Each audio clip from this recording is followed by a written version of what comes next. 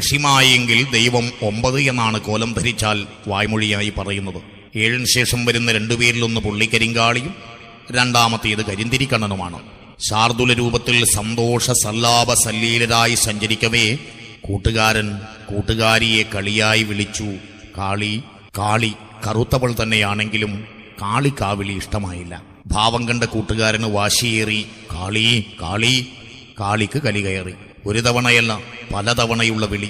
അപ്പോൾ താൻ കാളി മാത്രമല്ല കരിങ്കാളി കൂടിയാണ്. നിമിഷങ്ങളുടെ വിട കാളി കരിങ്കാളിയായി പുള്ളിക്കരിങ്കാളി.